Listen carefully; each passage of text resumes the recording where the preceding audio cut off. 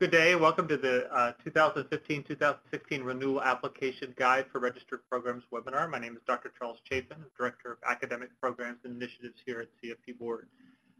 Welcome to this webinar. If you're watching and listening today as we go through each of the sections of the new Renewal Application Guide. This webinar will be available, recording of this webinar will be available following this presentation and will be on our webpage at cfp.net/registered programs for the 2015 and 2016 years. So we're going to talk about the process and a couple of things here. But before you begin, the first portion of that is that the renewals are longitudinal. Therefore, it's important that you have a copy of your review letter from the 2013-2014 year that documented some notions related to strengths, related to weaknesses, and whatnot. If you don't have that letter available, you can email registered programs at cfpboard.org to obtain it. It's very important to note, though, that individuals that are asking for that letter should be documented as part of the program of study, and that's just to make sure that individuals that are outside of the institution don't have access to what is a very confidential letter. You'll need access to the CCI report data that is on the same page that the education verification system is located, and obviously that's there's a username and password, and if you don't have that yet, it's certainly something that you need. You can also email registered programs at cfpboard.org to obtain it. The terms and conditions agreements for all of our programs are now need to be renewed. So what I would suggest is that if your renewal is maybe even 6 months away, that it makes sense to begin that process of obtaining signatures for the terms and conditions agreement. That tends to be a lengthy process for those of you that haven't gone through it, and so sometimes there's a back and forth between our legal department and the institutions, and they're usually they're almost always rectified, but that process can be lengthy, so it makes sense to begin that process well ahead of the renewal deadline. We will accept the renewal application separately from the terms and conditions agreements to keep that process moving. So, for example, if your renewal deadline is in 2015, then it's certainly you want to meet your deadline for renewal, whatever month and day it is. But the terms and conditions would just need to be signed and completed before the end of the calendar year. And then ample time to complete. You know, we certainly saw in the last renewal cycle that folks were remembering the time where we did an annual renewal that was would describe as a little bit more administrative in nature and maybe not requiring as much data and thought. And so now with this process, it does require a little bit more thought, and certainly requires a little bit more participation from other folks, particularly faculty and administration. So I'm going to walk through actually each section of this step by step, and then answer questions at the end.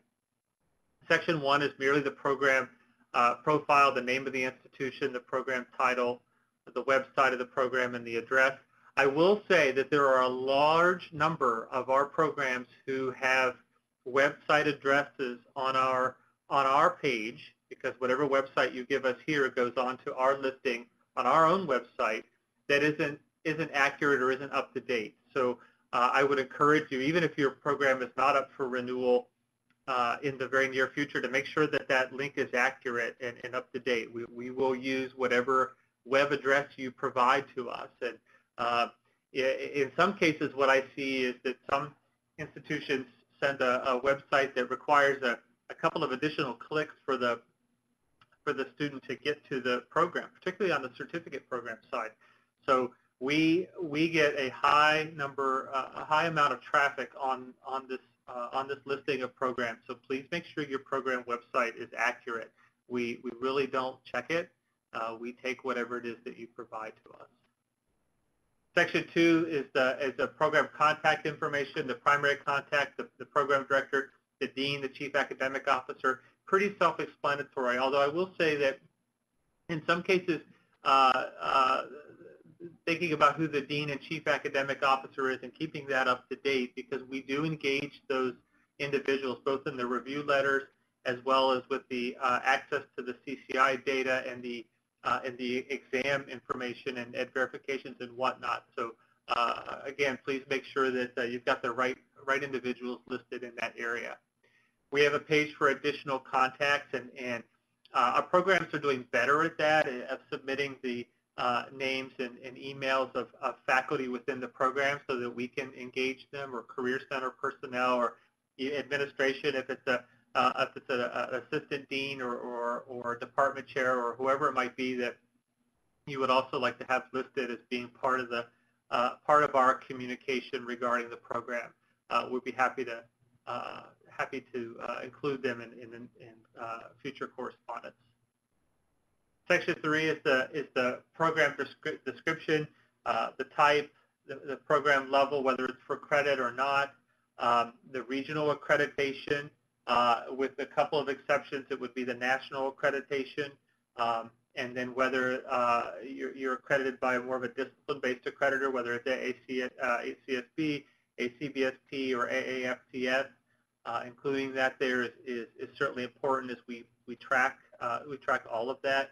The number of courses in the program, the average program completion time, and the method for determination of that. You know, the last 2 points, especially on the certificate program side, is really important that you flesh that out. And in a lot of cases, what I've seen in working with certificate programs, and especially on some campus visits, is we talk about ways of improving enrollment and improving completion, and those 2 points are ones that always seem to come up is finding thoughtful ways to make sure that obviously it's a robust program of study, but finding ways to really be thoughtful about program completion time. It's going to maximize both enrollment as well as overall completion numbers.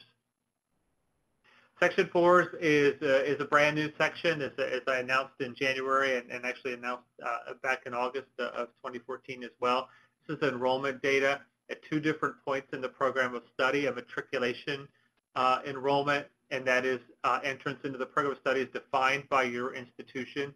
Essentially what that means is into the program of study of the courses that you have registered with us. But that definition is determined by the institution. The midpoint enrollment, again, is defined by the institution, and that is just the total number of students for each program. So if an institution has 3 programs, then there would be three sets of numbers that would go into that overall enrollment data. Enrollment by race and ethnicity.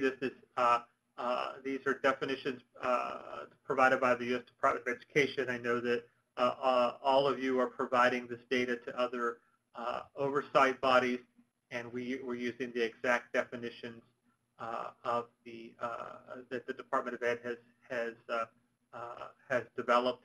This is these are overall percentages, so this is not at more than 1 point in a program of study, but this is based upon at the time of your submission, what those percentages would be relative to ethnicity.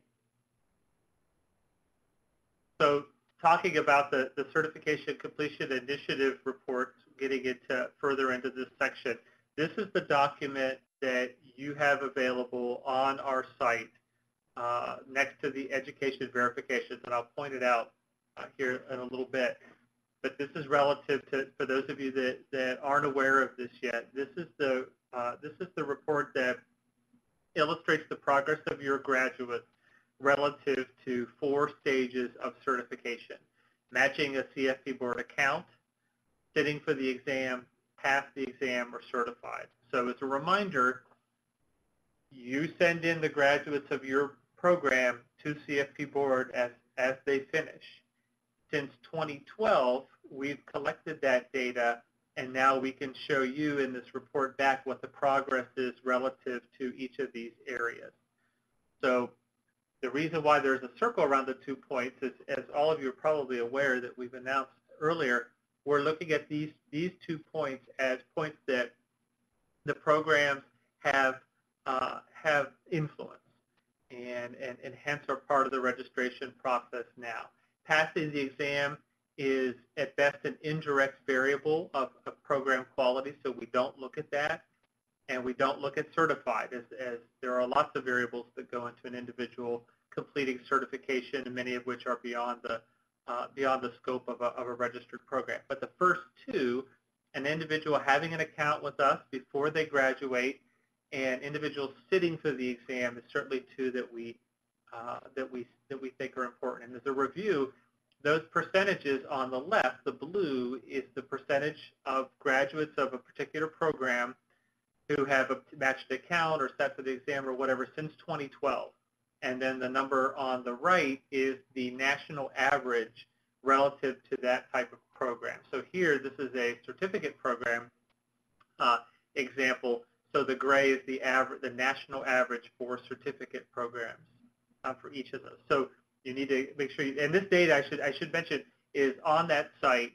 I'll show you, and it's updated monthly. So it updates on its own, and you can access it. Your chief academic officer can access it as well, and use it as a variable in showing how well the program is doing or what needs to be done to improve it. So you take that data relatively back to the renewal process here. You take that data and you essentially fill in the blanks per every program. So you list on the left side there the percentage of graduates who have established an account, and then the percentage of graduates sitting for the exam. So that would be in the first column. And then the second column is a target percentage for your program when the next renewal comes. So for example, if your renewal is in September of 2015 and your percentage of graduates who have an account is 30%, you may decide that your target percentage should be 45 or 50% in 2 years. As that's a metric that it's very possible to improve through a number of different means. So you set that target.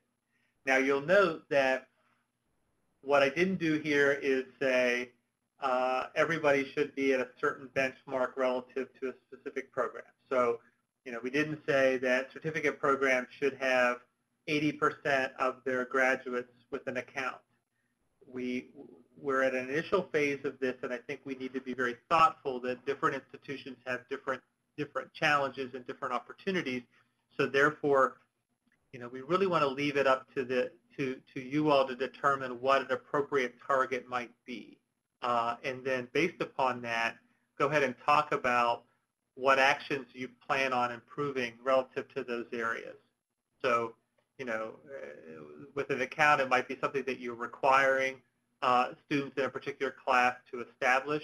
And I'll note one of the challenges with that in the past has been that there was really no way for faculty to verify that students had set up an account. So I know many of you already have made that a requirement since the last renewal, because you've told me that. And in some of the conversations that I've had with many of you, particularly on campus visits, has been that there was no way to verify it. And I know some of you said, well, I've required it of my students, and I tell them that I know, but I really don't.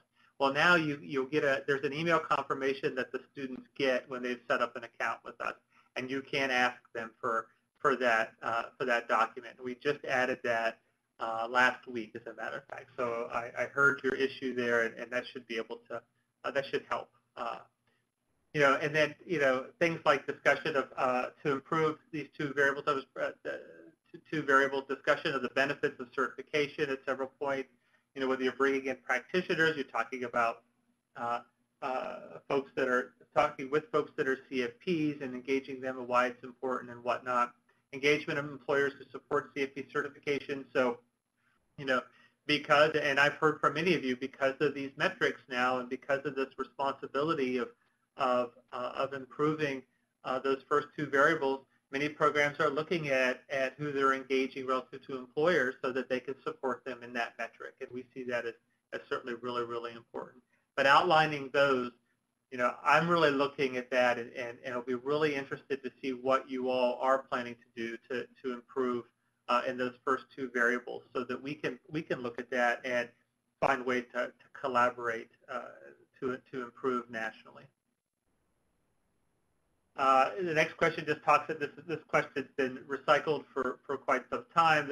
Minimum length and academic requirements are met. This gets into the 270 contact hours, and regardless of your delivery type or your program, the contact hour definitions are adopted from the Department of Ed. They're available on our registered programs page to look at.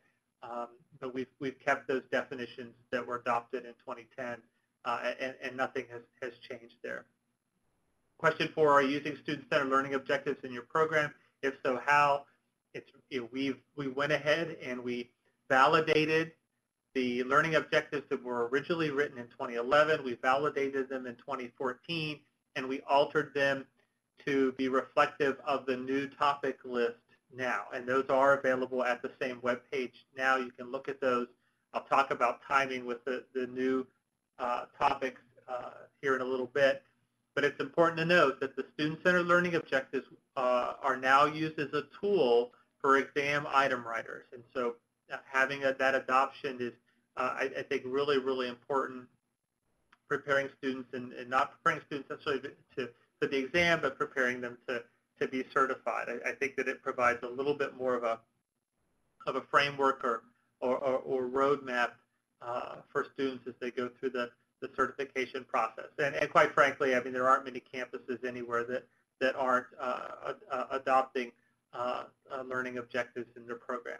Now, it's important to note that the capstone learning objectives obviously are required. So those 7 are unchanged and have to be evident on the syllabus.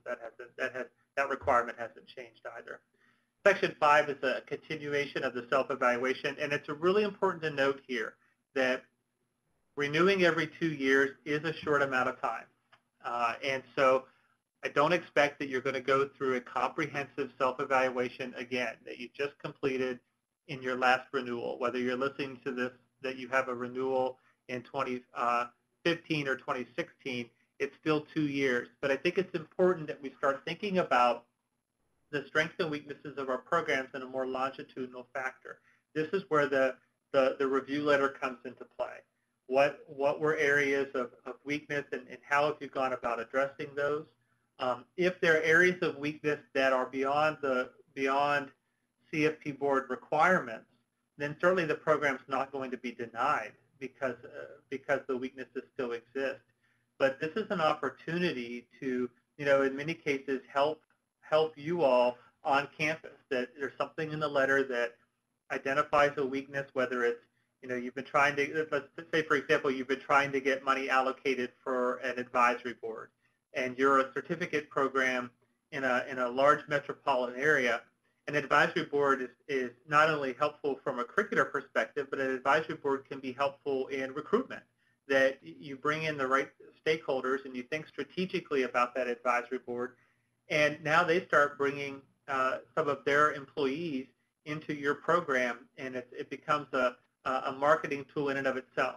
Well, if you've been working on trying to establish that and get a little bit of seed money on campus, sometimes me putting that in the letter to your dean or your chief academic officer can be helpful. So, what is important here is I don't want folks to think, well, some of these things are beyond the scope of requirement, so I don't want to include it.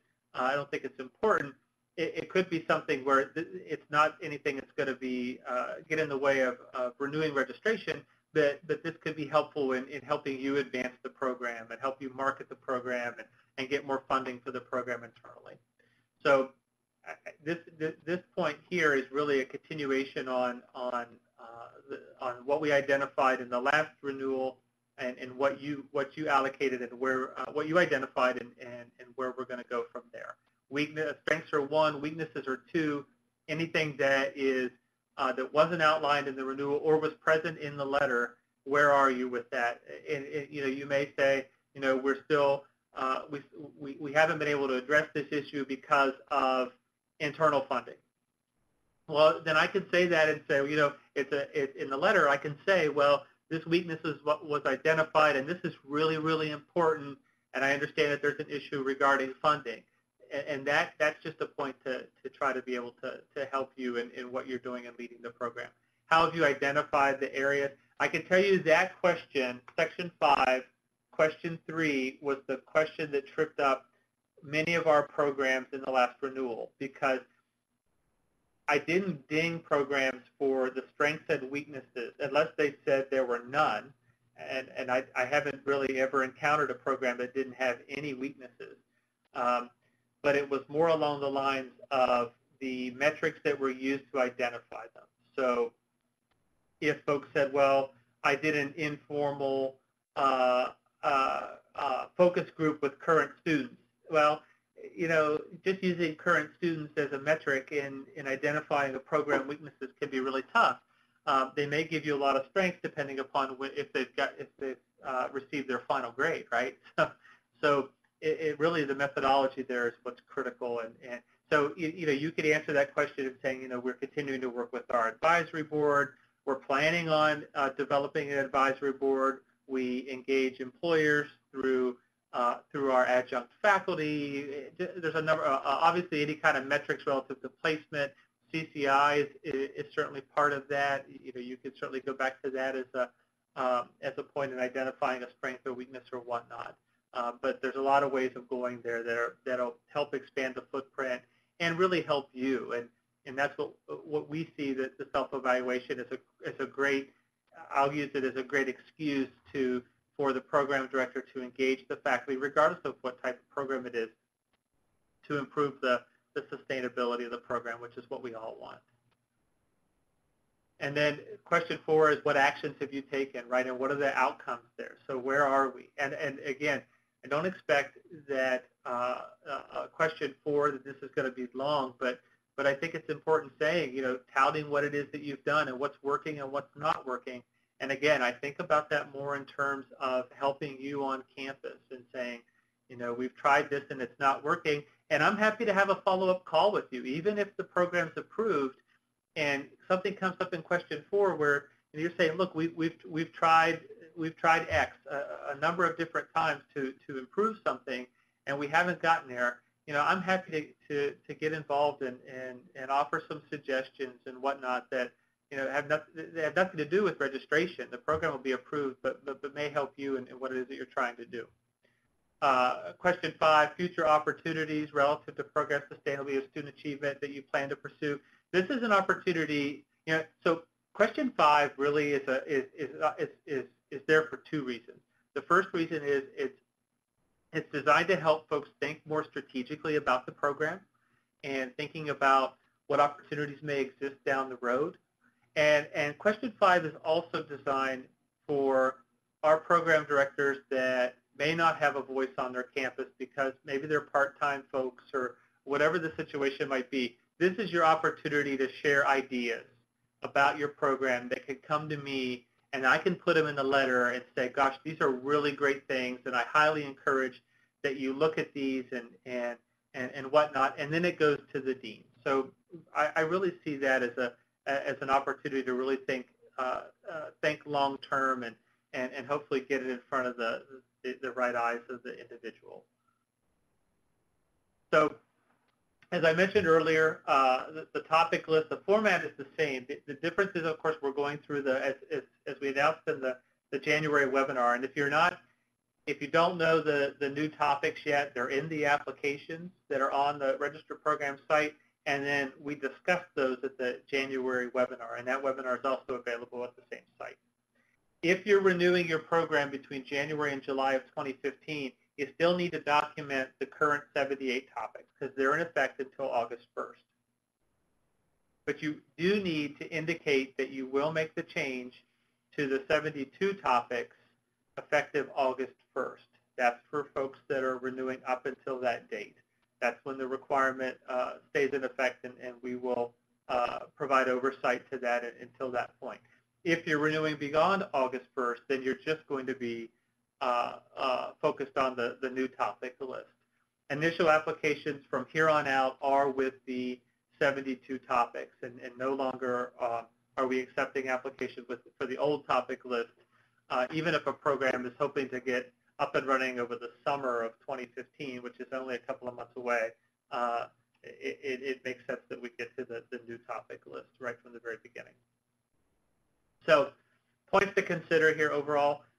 Programs are not expected to do a thorough self-evaluation every 2 years. As I said, it's an elaboration upon remaining weaknesses.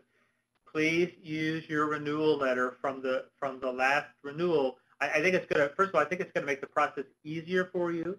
You don't have to start from square one, and you can elaborate upon points that, you know, as an update as far as how things are progressing. Enrollment data is obviously a new point, as I mentioned. The CCI data with the goals for the first 2 metrics and how you're going to go about improving them. The terms and conditions are now part of the application and can be completed piecemeal. And then again, the difference in the topic lists as we move into the new cycle based upon the results of the job analysis. Up to this point, programs for 2015 have been reminded of the renewal date. If you're not sure of your renewal date, email registeredprograms@cfpboard.org, and Nancy Odenthal will get back to you regarding your date. We have a lot of programs, and we're glad to have a lot of programs. We use a number of different metrics to determine renewal dates, and everybody has different renewal dates, but it's really important that you stay on top of that and plan for it accordingly. Is your program contact information current? Make sure that it is so that we can engage you as well as the contact or director or whoever might be the chief academic officer. The CCI reports, now that they're part of the site, does everybody have access to them? Do they have access to the ed verification site as well as the exam data? You can email our registered programs page for that. And then we have lots of information. If you haven't been on the registered programs site, please get on there. There's lots of different resources. There's certainly the criteria is there. There's all kinds of webinars that from the last 5 years that are on there. And you know, if you have insomnia, you can listen to me go on in different webinars from different years, and they'll put you right to sleep. But we have lots of items up there, even how to develop the capstone courses. So I encourage you to take a look at that. So just as we go through the process, so when you submit your application, whether you submit it to us via mail or via carrier or you submit it via email, we will acknowledge receipt of your application within 3 days. That acknowledgement is just saying essentially says we received something from you. The department hasn't gone through it, it's just received. And then what happens is there's an initial review just to make sure that everything is there. And once everything is submitted, or once everything is documented as being part of the application, then it comes to me, and on average it takes 10 to 12 weeks for me to get to it and evaluate it. If you're on the deadline, if your renewal application deadline is March 1st of 2016, and you submit half of what's required on February 28th, your program's going to be, it's not going to meet the deadline. So the application is essentially formally received when we've gone through everything and make sure it's there. And the purpose of that is just to make sure that applications aren't sitting and registration needs to be current. We get a lot of emails about the results of the review. We will email you with the results and with the letter that outlines the strengths and weaknesses and whatnot once it is completed. So if your program is approved, then the program director and the chief academic officer will receive notification of the review letter, and everything in there points for improvement. I'll always include some elements for points for improvement. Again, I would say, the more you put into the application, particularly things that are talking about the strengths, or now that we're looking at more strategic thought in these renewals, the more things that I can put in that letter to send back to you and get it and back to your dean or your chief academic officer. So I encourage you to, as I mentioned, use that as an opportunity. With every approval, effective the fall of last year, we send you a template press release that announces that you have your program registration has been renewed, and you can use that any way you like. You can include anything in the letter that you would like to include to advertise that the program is renewed, and that the institution is housing a CFP Board Registered Program. So please feel free to do that. I think it's some relatively inexpensive way to market the program. If your program isn't approved, you're going to receive an email with the review letter, and I'll specifically say in the letter what the deficiencies might be. And the way it works is there's a deadline then for the program to get the revisions, and the letter is very specific about what you need to submit in order to get the program approved. I don't send letters out just saying that the program is denied, start all over again. I'm not in the business of rejecting programs. I want the program to meet requirements, and I want the program to be registered. We have requirements, and I'm not going to negotiate the requirements, but I'm happy to work with you in making sure that the program is consistent with what we're asking for. You can contact Nancy to set up a call with me to talk about the deficiencies. I would say, though, if you've got a deadline for revisions that is May 31st of 2016, it's probably not a good idea to set up a call with me May 28th. It's important that you think about that when you get the letter. If you want to have a call, be happy to do that. Nancy can schedule it, but you want to have enough time to go ahead and make the revision after the call.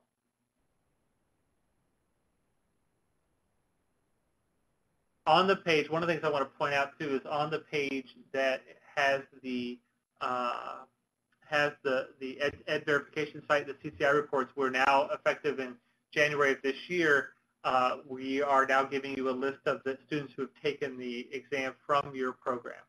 So this is consistent with the CCI reports. We are holding our institutions accountable and encouraging them to get folks an accountant and sit for the exam. This is a tool to help, and so you can go in there and look at that. There are a couple of caveats there, and that really there's one. That program, if you have less than 10 individuals sitting from a program of study, you won't get the list. That's just to account for individuals' identity.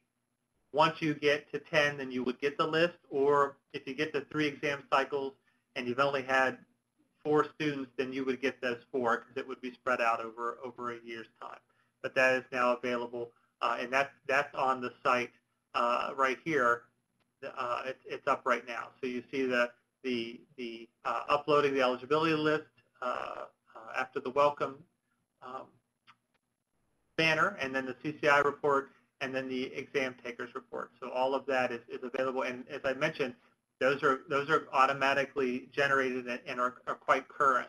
So I encourage you to make sure that you have access to that. If you don't, registered programs at cfpboard.org, and Nancy can help make sure you've got a username and password. This does not go to anyone outside of your institution. So if institution X is registered with us, then that is who we have a terms and conditions agreement with, and is understood that it will be institution X that will have a username and password to get into that. It's an important point. We work to make sure that all of the data that comes to CFP Board and all the data that comes from CFP Board relative to individual programs is confidential, and we certainly expect that process to continue. I want to mention the 2015 CFP Board Registered Program Conference. It's August 6th and 7th. Our theme this year is building capacity for the future. You can register at cfp.net/ conference. There'll be general sessions regarding renewal registration, curriculum instruction, program sustainability, lots of sharing amongst faculty, administration, and Firms Night. Firms Night was a great success last year, and it seemed like the feedback was great. Most folks thought the feedback was really, really good, but a lot of folks felt like it was a little short. So we are going to expand it. It'll actually be Firms Day. Firms Night just sounds a little bit more catchy, so we're keeping Firms Night, but it's going to happen between 2 and 5 p.m. on that Thursday, so we'll dedicate 3 hours to it, and we'll be sending more information out as we get closer. You want to get registered for that early as opposed to late, because we'll begin the matching process here in not too long, and you want to make sure that you have at least an opportunity to get your first pick. Again, it's a matchmaking process, and it's difficult to get everybody their first choice, but we certainly do try. I want to take about a 3 or 4 minute break for you to go ahead and type in your questions. So let's take a break, and you can type in, and I'll get right back to you. Thank you.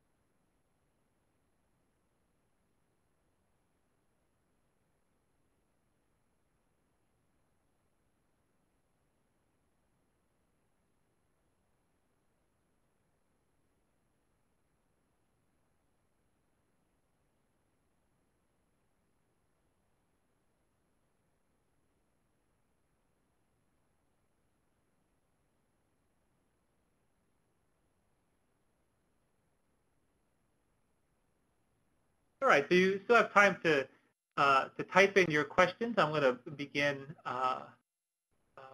now. Let's see here.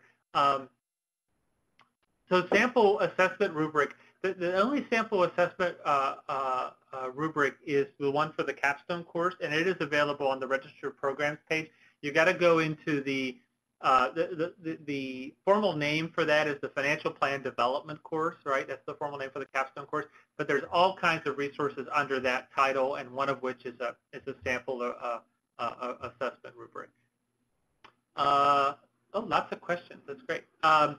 Next question is, if your program is small, I don't have an issue with how you complete the application as long as you complete it and it's thorough. So I don't have an issue with how you go about it. I would say with most of those sections, folks use a separate page to document all of that. I think it's kind of unwieldy to try to fill in the boxes, but I mean that's not going to be anything that, as long as it's thorough, we're more interested in content than anything. So I don't really have an issue there. Can program faculty set up accounts to see CCI reports? Absolutely, and it's certainly encouraged. So all they would do is they would email registered programs at cfpboard.org, and they can get a username and password. I would ask that you go ahead and make sure that The program director is copied on that email just so that we're sure that we know that this is somebody who should have access.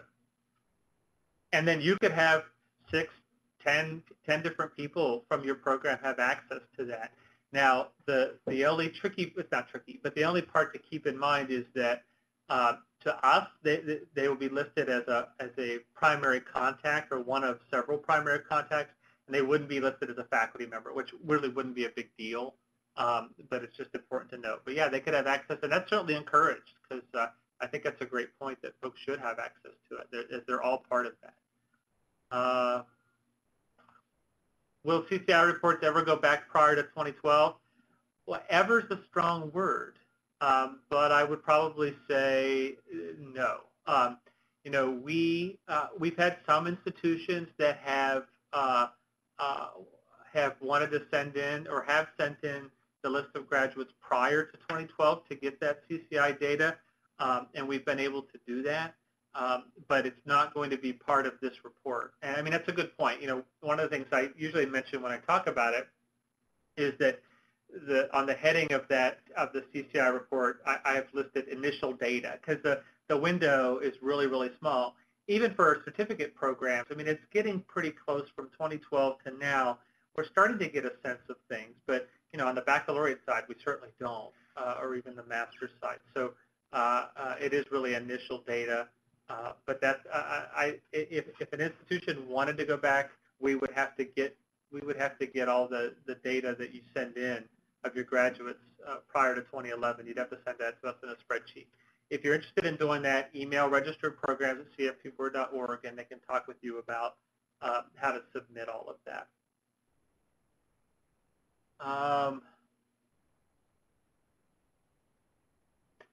So the question here talks about the number of courses in a program and how we define it. Well, that's actually how you define it, right? So your institution decides which courses are going to be part of the registered program. And there's a minimum, obviously, number of contact hours that need to be part of that, but you determine that, regardless of whether it's a certificate or a concentration or a minor or a specialization or track or major or whatever it might be. It doesn't matter, and it doesn't matter from our perspective whether it's a major or a minor or a concentration. Now, there are certainly elements that are valuable when it comes to comparing a major versus a concentration, right, relative to accessibility. But I can tell you that we've added our baccalaureate programs are up almost 50% in the last 5 years, and that's almost 45 programs, and almost all of them are starting out as a concentration or a track, and then you go ahead and as you're starting to get that critical mass, go through that lengthy process, perhaps of making it a major or minor if there's an appetite for such within a department. But we don't look at it that way. And from a content perspective, I view the certificate programs and the degree programs the same. Now, when it comes to elements of self-assessment, obviously not. They're different. But with this question, it really is the package of what the program is determined by the institution. If there are issues with it, it doesn't meet our requirements relative to content or length, then that's where we'll step in. Next question is there a way to update information on the website, or must it be emailed for changes? Yes, you have to email us to make those changes, but I think it would probably be easier because it's a little bit of a process for us to change it. So all you have to do is email go to the Registered Programs page and tell us what it is that you'd like placed on there, and we'll make sure that it gets updated. Next question, can you explain again when the application needs to be submitted for a deadline of October 1st? Well, I would get it in before October 1st. I think that what I was talking about is when you should begin that process. And if you have an October 1st deadline, then I think it's important to at least have a good look at the previous review letter a couple of months prior to that. And begin that process of thinking, going back to that question that talks about strategy for the program. I mean, it's in everybody's best interest that you're really documenting where you'd like to see things to go, and that's not really a September 30th exercise, right? So I'd plan a couple of months out to be thinking about it.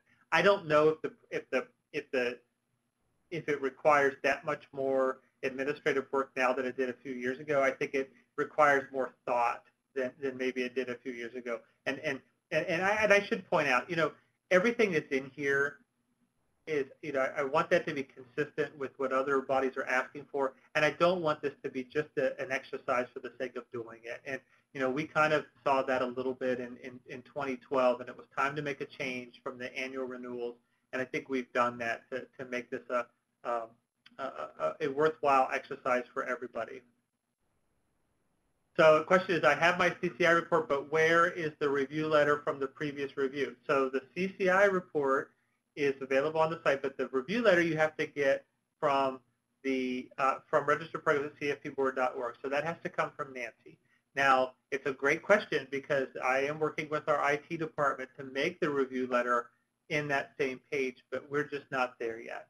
It just takes some time to get all these letters from all these hundreds of programs in the right spot. And so we'll get there, but right now you either have to keep it and from the previous year or ask for it via email. But I envision that we'll get there, and I hope sometime soon. Next question. If a student completed the capstone course after graduation, will her data be included in the CCI? So in that case, if the student is likely required to take the capstone course, so their information would not be sent to CFP Board until they've completed the capstone course, and then would be part of the CCI. So remember, it is graduates from the program that you've registered with us that are submitted.